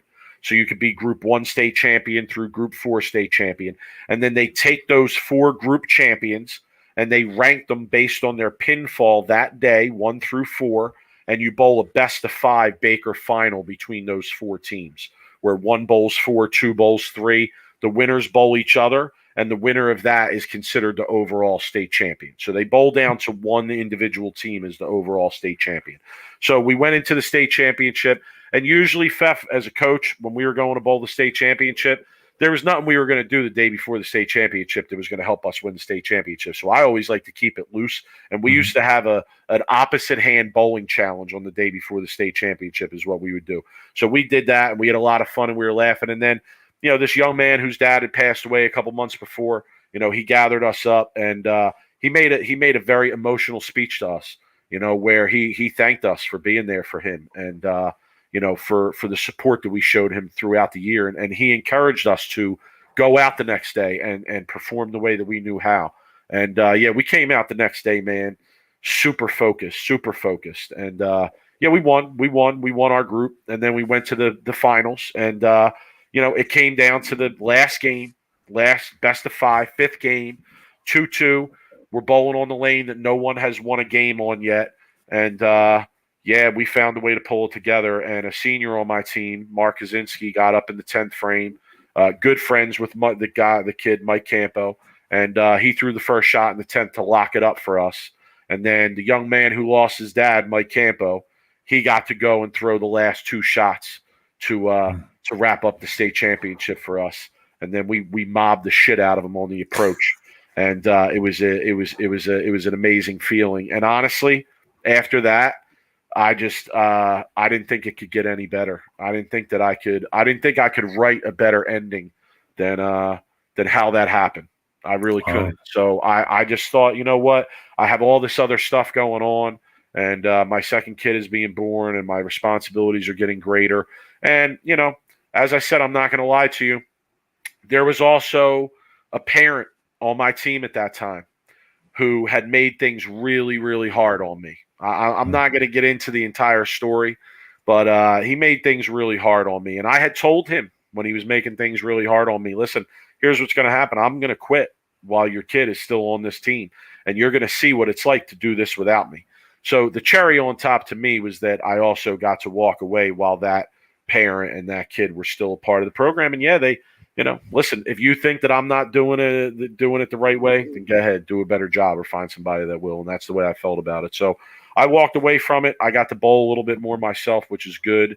And, I call myself the GOAT, Fef. But listen, if somebody wants to go on and Google search NJSIAA bowling, go look it up. Go look at the record books. I'm serious. Sayreville High School, Sayreville War Memorial High School. Check the record books. Top series, we're in there. Number of state championships since they changed the format. We're in there back to back. You can look it up. We're one of only 2 teams ever. So, yeah, and that was in a 12-year run. There's a lot of coaches that did it for 25, 30 years and didn't put up close to those numbers. So my run was short, but we made the most of it, my man. Yeah, absolutely. And those kids will have memories to last a lifetime. Oh, Fef, they reach out to me all the time. I mean, winning like that, winning at that level, it creates bonds. It creates bonds. It really, like, working towards a common goal and accomplishing that lofty goal creates bonds. And I learned that through my coaching. And I'm very fortunate to still have relationships and still hear from and talk to many of the guys, many of the young men and ladies that I coached and did amazing things with. And honestly, it's the best thing I've ever done in bowling by far. It's one of the most meaningful things I've ever done in my life was coaching. And, I was sad to see it come to an end. I wish that things were different. I see a comment in the chat from Max saying my comments about the coaches were right. I'm sad to see that it's still that way. I wish that it wasn't and that there was more of a place for me in that. But, it just wasn't a place that I was going to spend a lot of time, unfortunately. Yeah. So if the kids in school either, didn't get a chance to bowl or didn't know about that, maybe they know about this. Bill said that your love of hip-hop runs so deep that you wrote a song about your school and then performed it at the talent show as a teacher. I did. So it wasn't a song about the school. It was just a general rap song. But I did. That's true. I do have an affinity for hip-hop. At St. Peter's College back in the day, you may have caught me at a party with a 40 in my hand, freestyling to some dope beats at some point. So I'm definitely into that. Definitely right up my alley. Yeah. So, we can't, get this far into the story without at least mentioning Sweep the Rack. And I know, we talked a lot about it on the Rob episode, but give me your part of the story where you get this thing together and it's obviously, taken off. It's gaining momentum really every week. Yeah. I mean, it's cool. It's cool. Like, listen, I've told Rob from the beginning, I don't really care about the numbers. I really don't. Like, I have conversations with a lot of people. Like, how many views? Do you look at the numbers? What are your, and honestly, I don't care. I have fun doing it. I enjoy doing it. I enjoy talking about bowling. Like I said, I thought that there wasn't that much content out there that I would want to listen to. So I wanted to produce it. But it's cool, man. I'm not going to lie. Like, it's cool to see Sweep the Rack grow and have a little bit of a fan base, and see people that are interested in it and that are fans of the show. So it's really cool. Getting approached by Flow Bowling at the time when we first started it was obviously really cool. And that was a great experience for Rob and I, even though it didn't work out in the long run. But, it's been awesome. And the best part to me has been being able to talk to some of the bowlers that I'm huge fans of. I mean, like Bill said to you in your interview, like, sometimes he has to check me once in a while because I am a fan. I am a fan. Like, I'm a Bill O'Neill fan. I'm a bowling fan. There's guys I like. There's guys I don't like. There's guys I have strong opinions about, and I think this or that about their career. And yeah, it's awesome to be able to be involved in it with the podcast. But to have that idea and see it come to fruition is awesome. But I got to say, none of what I did would have been possible without Rob. And let me be clear. Rob is the technical everything behind our show. Okay. Now it's not so bad. We use the same platform you do, so it kind of self-publishes after you're done, right? But when we started out and we were recording, things had to be pieced together and chopped up and edited and put and down. And listen, I don't know any of that. I don't have the time for that. That was all Rob. So if it weren't for Rob and his technical expertise and what we were doing, it probably never would have got off the ground. So, shout to him and his point too. But there's nobody else in my life I would have called to do a bowling podcast other than Rob. Because when I thought of the idea of a bowling podcast, it's like, no, if I'm doing it with anybody, I'm doing it with Rob. Because he's one of the few people I know that is knowledgeable enough and free spoken enough to come and do a podcast with me on bowling. Yeah. I asked Stu Williams about you. He said you're a big PBA fan, but a bigger Bill O'Neill fan. Very true. Yeah, absolutely true. Yeah, listen, I'm a fan of the game. I'm a fan of the game, and Stu knows that because I've been on his show. Mm-hmm. Shout to those guys. They're another show that does a great job, puts out great content. And I've told him behind the scenes, like, listen, man, it's a trip for me to get to come on a show with you guys because I'm a fan of Chris Barnes. Like I've watched him from the time that I was a kid.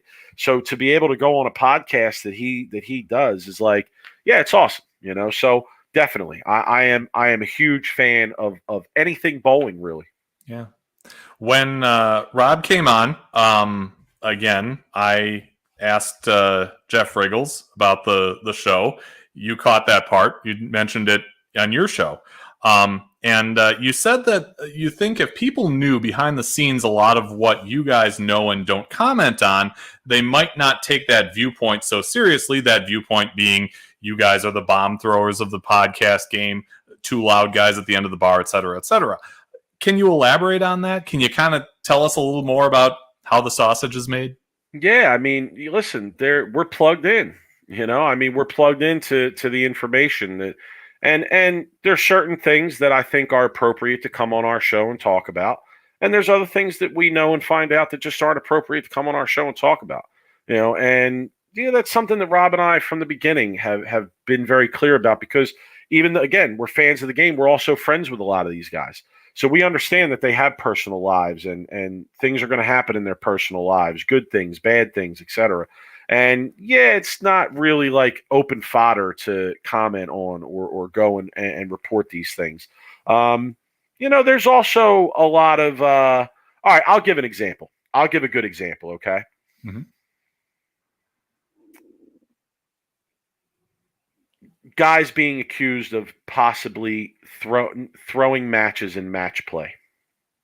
Okay. To a staff member, to like a fellow staff member, right? Like that's something that, I've watched instances and been like, and then looked into it a little bit or gotten DMs from people saying, hey, go check this match out and watch this match. And, you'll see.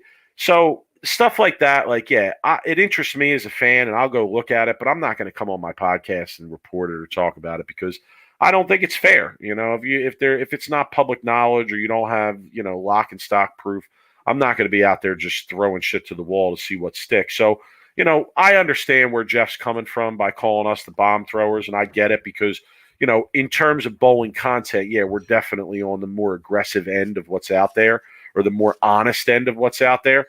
But at the same time, yeah, I want people to know that there's a lot of stuff that, that we might be privy to that we're not necessarily saying. So if we really wanted to be throwing bombs, we could be really lighting things on fire. But we're not, and we have no interest in doing that because, like I said, there's certain things that are appropriate for discussion in the forum that we're in, and there's other things that just aren't. Yeah. Where do you see this thing going? 6 months down the line, a year, 5 years? I don't know. I'm going to keep doing it. I'm going to keep doing it for as long as Rob wants to do it, as long as it's technically easy for us to do it. It's a good question, Fef. I don't know. Rob and I talk about it all the time. We're both two very busy people, as I'm sure you are too. And we talked a little bit off the air, and you have a child as well, and you just don't have a ton of time. So, I mean, would I like to turn it into something more serious? Of course I would. But is it going to be? Am I going to have the time to dedicate to it? I'm not sure. Rob and I are talking about some things behind the scene. We might actually be getting ready to release some merch and things that people might be able to purchase through the show. So that's one road we might go down. I would actually like to get more content released, before we decide where we're going to go. Like, I started filming some action matches that I'm doing, some practice sessions that I'm doing on the sports stuff. I want to go back and do some interviews again, separate from our live Wednesday night shows, and put those up as content. So, I think once we have those multiple pieces of content, which is important, you got to be putting different stuff out there. I think, Brad and Kyle do a great job of that. Darren Tang does a great job of that. Beef and Barnes do a great job of that. Rob and I, we haven't done a great job of that. So we got to get on our game with that. But once we start to produce those different pieces of content, then yeah, I think there'll be more of an opportunity to take it somewhere if we want to. But honestly, Fef, like, we're just two guys who love bowling, and we did. Rob and I talk about bowling before we did the podcast and texts and phone calls and things of that nature. So we'd have these conversations anyway.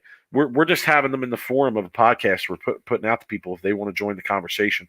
So whether it goes anywhere or not, as long as the PBA tour's around and that action's still going on, and they're bowling for decent amounts of money now, where there's actually like real drama to talk about, yeah, we're going to be here to talk about it. Yeah. Cool. How about bowling wise? I mean, you said it yourself. You do these matches on Sport.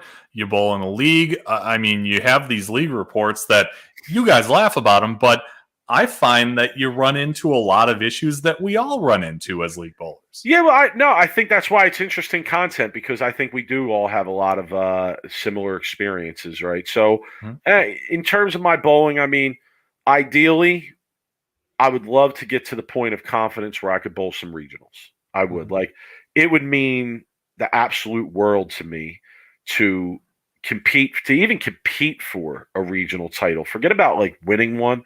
Like, if I could even compete for one, that would honestly mean the world to me, because I kind of sacrificed my own bowling by giving it up while I was coaching. And I've never gotten back to the level that I was at previous to that, but I feel like I'm figuring it out, and I'm slowly getting there. And yeah, if I could get to that level, that would be great. But if I don't, and it's just a hobby and something that I do that I enjoy, then that's fine too. Like, it doesn't really have to be anything major to me at this point. It could just be something that I do for enjoyment. Yeah. We got to get through some of these comments. Oh my goodness. Trevor Roberts, Big Mike in the house. He came on your show, didn't he? He did. We had him and a couple other young guys on. I love what he's doing in Florida. He's running some events down there. I know with Sean Riccardi's involved too. He's a Jersey guy that moved down there. So love to see what they're doing, building a grassroots movement. I appreciate that. I'm trying to do the same thing kind of in my area. And there's other people that are doing it too. But yeah, definitely guests on the show. Yeah. Jim Lucas, he is Mr. Chip Magnet. He's a teammate of mine, says Timbuktu. He hears the Tim Buck stories and talks about, I'm going to put out a Timbuktu account out there. Oh man. So you're going to get banned, Jim. Yeah. Let's see. Lucas. It's my guy. Yeah. Was he one of your bowlers, or? He was. He actually, he has some claim to fame as a bowler himself. He was one of the Bolero Elite league competitors who made the show at the one that was at Carolier. Okay. The one that Simonson won. He lost in the semifinal to another local bowler and high school coach and high school bowler around here, Amy Brem. He lost to her. She went on the bowl Simo, but yeah, he made that show. But yeah, he's one of my former players. Yep, was part of that team that was the last team that I won with, that I stepped down after. Okay. You mentioned Max. He's one of our local bowlers here in the Eau Claire area. Not much for high school coaches here either. Anyone who knows anything doesn't want to do it. You said it's a different game now at the high school level than it was when we were bowling high school. Yeah, but it's bullshit. And I'm going to tell you why. Because what other sport would they allow that in? That's true. You understand what I'm like? If Yeah. you had a high school football coach who didn't know what he was doing, he'd be out in a matter of games. Mm-hmm. Same goes for any other high school sport. But what, bowling, it's okay to have somebody there just babysitting? Like, I'm sorry, I don't agree with that. I just don't. I don't think that it's fair to treat a sport that way. And also, the reason that there's not a lot of people who know what they're doing it is because when they take it seriously and they treat it as it should be treated, the other people who don't treat it that way look at them as if they're doing something wrong. When no, like it should be the other way around. A lot of I'll share another story. The guys on my team one year, we were really good. We were one of the top teams in New Jersey. We were winning everything, and we had a day off on Martin Luther King Jr. Day. And there was a tournament in South Jersey, an hour away, but there were going to be all these good teams there from out of our area and from Pennsylvania. So my guys told me, hey, we want to go to this tournament. We want to try and win. We want to go there. So we go down there, and it's 4 games of qualifying, 5 guys on a pair. May have even been 6 guys in the lineup, 12 on a pair. Whatever it was, took forever to bowl these 4 games, right? Day off, we drive down there, bowl in the qualifying, and we're finishing up the qualifying. Top 4 are making it to the finals. And we're going to make the top 4. I think we were in first or second at the time. But one of my guys goes up, and he throws a bad shot. Okay, he comes back, and he sits at the table of the other team. And he's chatting it up with this kid from the other team, having a conversation while we're bowling. They're laughing it up. I don't know what they're talking about, but they're clearly having a good time. Kid from my team who's chatting it up goes up in the next frame, throws another bad shot. Opens again, comes back, starts chatting it up with this kid from the other team again, laughing it up, having a good time. Goes up, throws another bad shot. Comes back, said, finally, I said to him, Kevin, are we here to chat it up with these guys, or are we here to concentrate and make good shots and wrap this up and go do what we need to do? He looks at me, he's like, Coach, I'm sorry, I got you. Comes over, sits with us, refocuses concentration. Well, kid on another team comes back from throwing a shot, and he heard me say this to my player, and he looks at me and he says, hey, Coach, we're here to have fun. We're here to have fun. And I looked at the kid, and I said, no. You guys are here to have fun. We came to win. That's why we're here. We're here to win. Okay. Fef, that comment, that interaction, right, led to a Facebook post, led to parents contacting my athletic director, my superintendent. I had to be called in and have a talking to about, hey, and I'm saying, and to me, what would you'd never blame a football coach for saying, hey, we're here to win. In fact, if he said we're here to have fun, you'd fire him. Right. So yeah, it's a real pet peeve with me that I've experienced. But I think that's why you don't see a lot of serious people involved in the high school level of bowling, unless you get massive amounts of them involved in one time where they can take it over and do it the way they feel like it should be done, and the other people become the minority. Then it's just not going to work. Yeah. To that point, Anthony Battaglia. High school just ain't the same, and he said literal babysitting and grading tests. Yeah, and he Anthony, actually, shout to him. He came out to my practice session last Friday at Nob Hill and joined me. He bowled locally for the school. He bowled for a private school around here, but he lives in the town that I live in. And he saw it, and I stuck out like a sore thumb, man. I did. I stuck out like a sore thumb. It was, it was tough. It was hard. Yeah. You've got a fan here in Max, my guy. Just met you, and I already love you, brother. Thanks for being real. No doubt. Appreciate it, man. Yeah. He loves the new logo, of course. Wants to know where he can buy the merch. I have no merch yet, so maybe you can let him know when that comes out. See, I think that's something we got to get on, Fef. Yeah. I do. Yeah. I think that's a good way to interact with the people. I think that's a good way for people who are fans of your show, our show, whatever it may be, to interact with us, support what we're doing. They get something out of it. I like the new logo too, man. I'm going to say the beard in the logo is looking official. Chip Magnet again. They did it. And Big Mike, he wants to know what you think of handicap leagues and tournament. And this could be an entire show, I'm sure, because I know you've got some thoughts about the handicap system. Yeah, generally broken. Yeah. Right. Generally broken is what I'll say. A lot of sandbagging going on out there if you're talking about tournaments and handicap. To me, Max, a lot of it has to do with the problems centered on the easy conditions for the most part and like inflated averages. I think that if we flip the switch and we, bold on something more standard that's a lot harder than what the average house conditions, then I think the handicap system would actually make sense. Like, for instance, the Tuesday night that I bowl in is a handicap league. But there's other rules in place that kind of keep things even to a certain degree. Like you're never going to give so many pins past a certain level, right, in this league. But it's a handicap league. I believe it's 100% handicap as well. It might be 90 now. We may have changed the rule, but it's 90 or higher. And listen, on the tougher stuff, if the higher average players bowl good, there's no way the handicap players are beating them. Right. Because a good game for a higher average player on a tougher lane condition is going to be a 250, 260. Okay. A good game for a lower average player on a tough condition is going to be 220 or 230.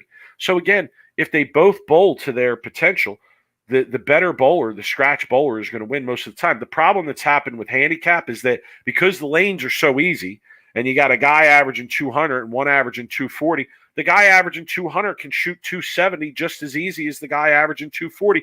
Not as consistently, but it happens. It happens all the time. I mean, It happens multiple times every league night that takes place across America. It's ridiculous. But when you make them tougher, that lower average player, he ain't popping that big game. It's not happening. I mean, unless something crazy happens, they throw five crossovers to keep a string of 8 or 9 going or something. Okay, I'm sure that could happen once in a while. But for the most part, to me, it's about the lane conditions. When the lanes are so easy that the scoring is irrelevant almost. It's almost like luck has more to do with the score than skill has to do a lot of the time. In the short run. Over the long run, I wouldn't necessarily agree with that. I think even over the long run, the better bowler is probably going to win out in the house handicap leagues too. But you're talking about over massive amounts of time, not over the short run of even maybe a few months or something like that. Sure. And as luck would have it, look who's in the chat. There you go. Great stories. Is Brooklyn in the house, without a doubt. Back to the good old days. So yeah, right. Nothing like reminiscing about the good old days. We're old. I would say mission accomplished then. If it's bringing him back. True. So we got to go off the sheet, and as you know, I always ask my guests to challenge somebody else to be on the show, and it doesn't have to be the most skilled player in the world. We're talking about people with a passion for the sport and a unique story to tell. So, Big Mike Weinert, who would you like to challenge to be a future guest on Bowling with the Fef? I'm going to give you a tough get, man. I am. I'm not going to lie. I'm going to give you a tough get because, they have it. Honestly, they have one of the most interesting perspectives in bowling, depending on what your take is. But I don't know if they're going to be willing to come on a podcast like this and have a conversation about it or get very deep into it. I'm going to say Joe Piroozshad. Okay. Joey Pants. Like I said, we ran together for a while. He came up with Bill, with me in the same center. So all the same things that I talk about with Bill also apply to Joe in many ways. And he's been out on tour for a long time, and he hasn't had a ton of success out there. But man, let me tell you something. He's a grinder, okay, and he's got a lot of stories to tell. He's an action bowler. Joe will shoe up almost anytime, anywhere, against anyone for any amount. I definitely respect him as a competitor in bowling. I think he has an interesting I think he has an incorrect but interesting take on the two-handed bowling.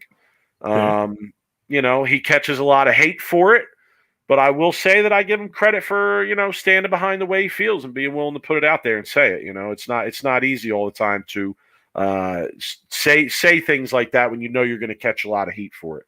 Sure. I can't say that we're as tight as we used to be. He might be a little surprised by me calling him out in this way, but I'll tell you, if you get to him, definitely hit me up because I got some goods for you. All right, I got some goods for you in terms of in terms of some background there. Like, here's a gem. Him and Bill O'Neill bowled on the same high school bowling team. Okay. Two guys who later, one becomes a Hall of Fame level professional bowler. The other is a well accomplished local professional bowler and experienced national level professional bowler. They bowled on the same high school team and never won a championship. Wow. Yeah. Wild. So just give you a little. So Joey Pants, if you could get him. Also tell him I said make sure the pants are matching the shirt because he has a problem. The pants are his thing, but he always wears a shirt that doesn't match the pants. And it's like, no, you got to match the pants to the shirt. Kyle Troop got it right from the jump and kind of made that his own thing. But, maybe now being the mismatched crazy pants guy is Joe's thing. I don't know. You could ask him about that.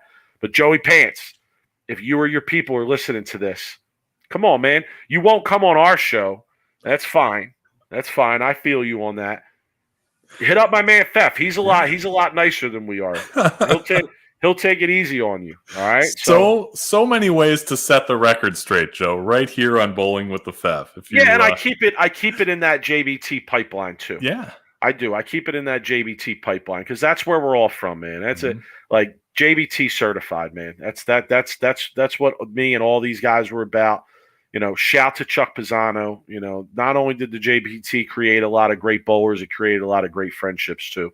And sometimes that's more powerful than the bowling end of it. Yeah, that's for sure.